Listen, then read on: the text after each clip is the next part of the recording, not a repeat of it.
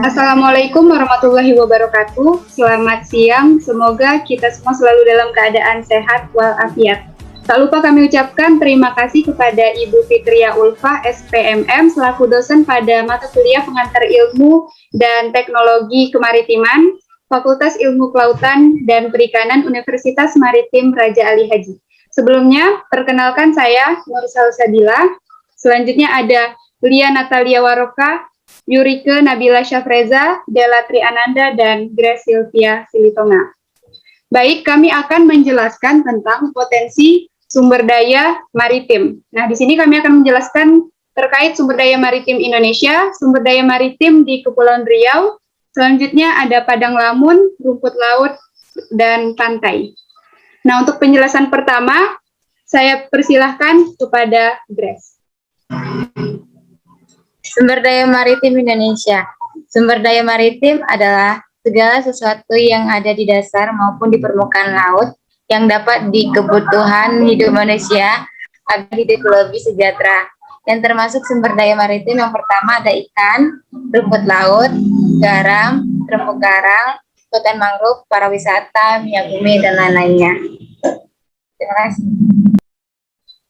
Selanjutnya akan dijelaskan oleh Yurike Nabila Syafreza.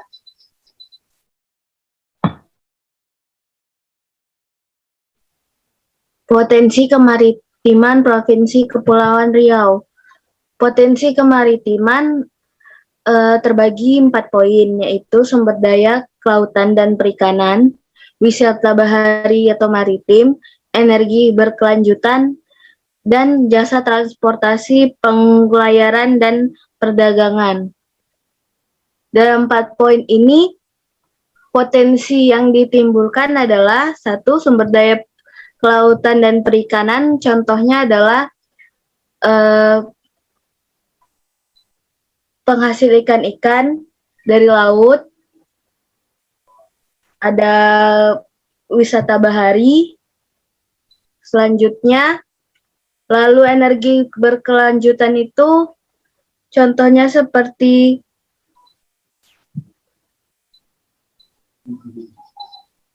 yang ada jasa transportasi, pelayaran, dan perdagangan.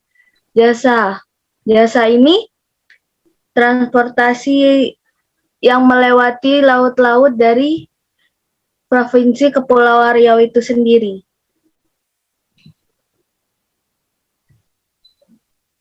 Baik, selanjutnya padang lamun. Jadi padang lamun itu adalah ekosistem khas laut dangkal yang ditumbuhi oleh tumbuhan rerumputan yang telah beradaptasi terhadap air asin.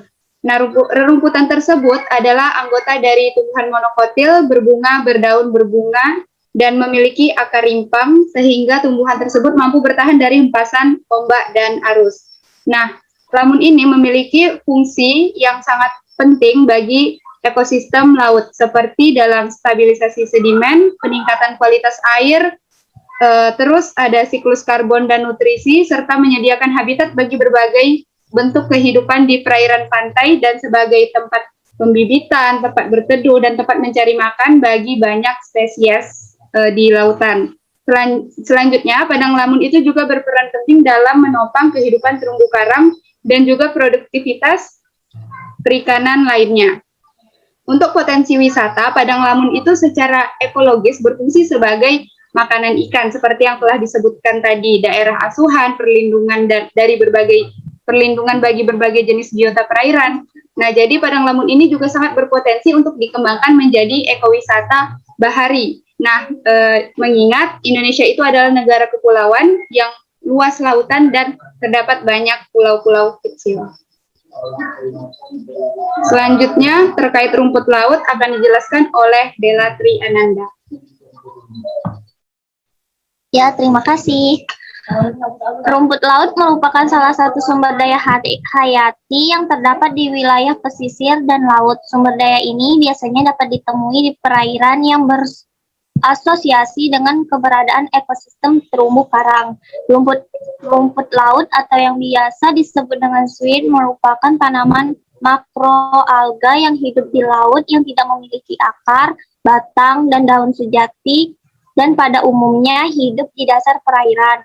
Rumput laut juga sering disebut sebagai alga atau ganggang pada daerah-daerah tertentu di Indonesia.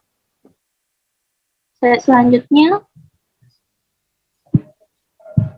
manfaat rumput itu memiliki banyak kandungan nutrisi dan gizi yang dapat bermanfaat untuk kesehatan. Antara lain memperlambat pertumbuhan sel kanker, menjaga asupan air dalam tubuh, mempercepat proses penyembuhan luka, menjaga kesehatan pencernaan, dan membantu menurunkan berat badan.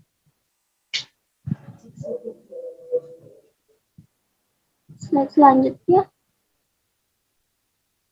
Potensi wisatanya, jika pada umumnya terdapat pembudidayaan rumput laut, maka tempat tersebut juga dapat dijadikan sebagai tempat wisata dengan pemandangan yang menarik. Ada beberapa tempat yang menjadikan tempat pembudidayaan sebagai wisata. Contohnya ialah kawasan pariwisata Pulau Nusa Lembongan. Pulau kecil ini banyak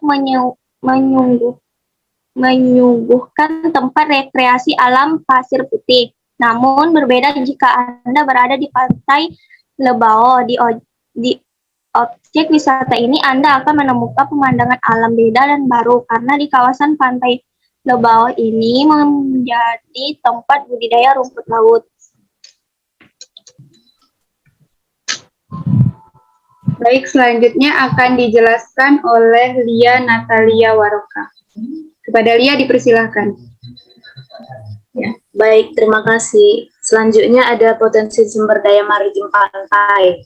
Secara umum, pantai adalah suatu bentang geografis yang terdapat di daerah pesisir laut yang terdiri dari partikel-partikel lepas penyusun pantai, seperti pasir, koral, dan partikel biologis, atau bisa disebut juga sebagai cangkang moluska atau alga koralin. Pantai tersebut juga merupakan daerah yang menjadi batas antara daratan dan air laut. Menurut Sandi, dalam pantai dan wilayah pesisir tahun 1996, pantai adalah bagian muka bumi dari muka air laut rata-rata terendah sampai muka air laut rata-rata tertinggi dan menjadi salah satu landscape geografis bumi yang memiliki banyak sumber daya. Selanjutnya ada fungsi dan manfaat dari pantai. 1. Sebagai tempat penangkapan ikan bagi pada nelayan. 2. Sebagai tempat pemeliharaan ikan dalam keramba seperti udang, bandeng, kerapu, kerang, dan lain sebagainya. Yang ketiga, pengolahan garam. 4. Tempat pelabuhan kapal. 5. Tempat rekreasi. 6. Ekosistem hutan bakau. Dan 7. Sebagai bandar udara. Selanjutnya ada pekerjaan yang memanfaatkan sumber daya pantai, antara lain nelayan, budidaya ikan, petani garam, dan pedagang. Selanjutnya. Oke, yang terakhir ada pertanyaan ya, apakah sumber daya pantai dapat dikembangkan sebagai objek wisata? Indonesia sendiri merupakan negara maritim yang memiliki karakteristik adanya banyak pantai. Jadi dengan banyaknya pantai di Indonesia, maka potensi sumber daya laut yang dimiliki juga sangat kaya dan juga memiliki potensi sumber daya pariwisata. Alasan lainnya kenapa pantai termasuk dalam sumber daya alam, yakni karena wisata alam adalah mempunyai daya tarik atau keunikan di lingkungan alamnya. Misalnya, sebagai pantai memiliki keindahan yang luar biasa, terlebih karena pantai dengan pasir putihnya. Terus tempat terbaik untuk melihat sunset. Tidak semua orang bisa menikmati pantai setiap harinya, cocok juga untuk bersantai dan melepas penat, serta destinasi wisata yang murah meriah. Baik, sekian. Baik, itulah penjelasan kami terkait potensi sumber daya maritim, dan terima kasih atas perhatiannya. Wassalamualaikum warahmatullahi wabarakatuh. Selamat siang.